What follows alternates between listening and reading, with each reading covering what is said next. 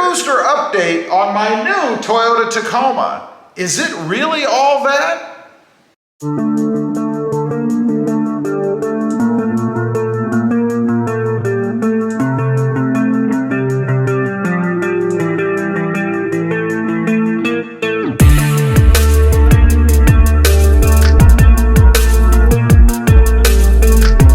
Well, good afternoon everybody, and welcome back to RobMotive. So it's time for a sprint booster update on my new Toyota Tacoma.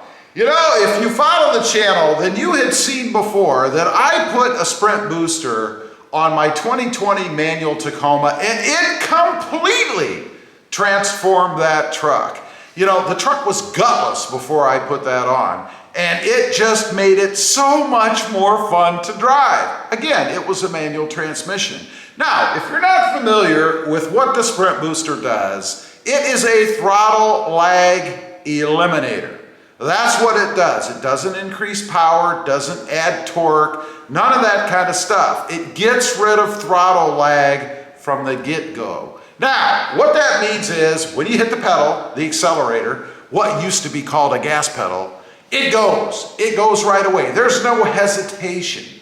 You know, the Toyota Tacoma has a built-in hesitation. It's horrible, and it makes the truck feel gutless. It was kind of my last-ditch effort to make my Tacoma better. Otherwise, I was considering going with a somewhat risky and very expensive supercharger. I thought that would be kind of cool on the truck, but I didn't want to spend all that money, so I took a leap and I put the sprint booster on, and it was awesome on that truck. So, fast forward to today, we have the 2021 automatic, and that's the difference between this truck and the 2020 that I had, Toyota Tacoma. Of course, I installed the sprint booster on this truck, and I have to say, it is phenomenal. You know, it is awesome on the automatic as well. Again, gets rid of that throttle lag so that I'm not sitting there at the stoplight, once it turns green, of course, waiting for the truck to go. It just makes the truck so much more fun to drive.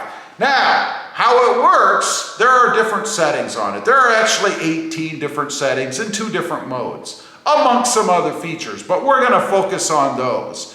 You have Sport 1 through 9. So you can pick which setting you want to put it on. You can do it on the fly. Just make sure that you're not pushing on the accelerator. You have to have your foot off the gas to change it. Just push a little button on the controller. You can change it 1 through 9, 9 being the most aggressive, or down to 1 to get just a little less oomph. Or you can go to race mode. That's where I prefer to operate. I run race 5 because frankly, race 9 was just too much for me. Who'd have thought you could have too much out of a Toyota Tacoma?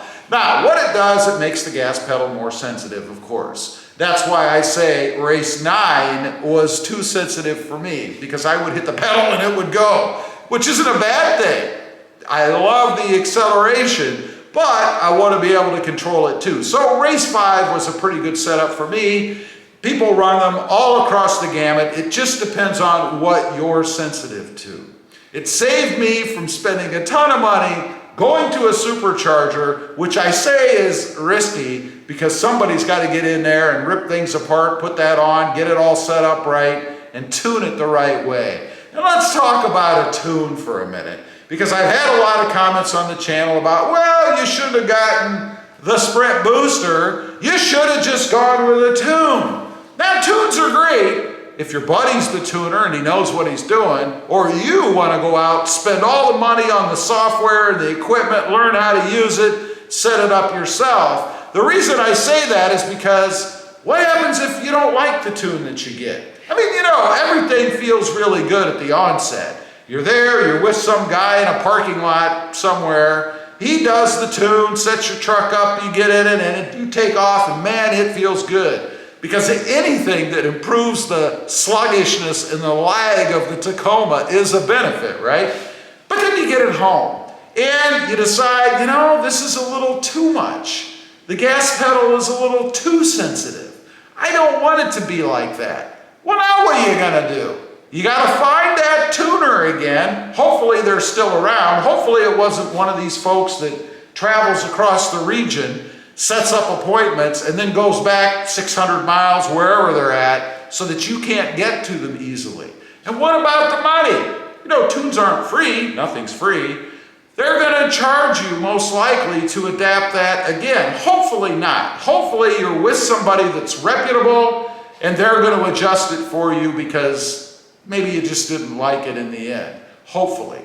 So those are the reasons that I prefer something like the Sprint Booster as opposed to a tune. This gives me control over the truck.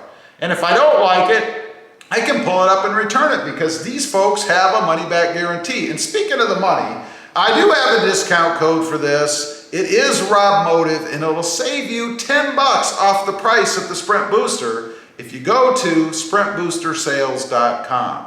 That's sprintboostersales.com, discount code RobMotive. You can save yourself $10. It's free shipping. Like I said, if you don't like it for some reason, and I can't imagine why, you could send it back. I love this thing. I think it's awesome on the truck. I will never have a Tacoma, at least the third generation. Who knows what they're going to do with the next generations without the Sprint Booster on it. I just think it's a necessity on the truck. It just wakes the truck up and makes it like it should be. Anyway, leave a comment. I'm particularly interested to hear from those who have actually purchased the Sprint Booster. What did it do for your truck? What do you think of it? I'd be curious to know. Leave a comment. Also, real quick, I did want to mention one other thing, and this is not claimed by Sprint Booster in any way. It's just something I have noticed in my truck.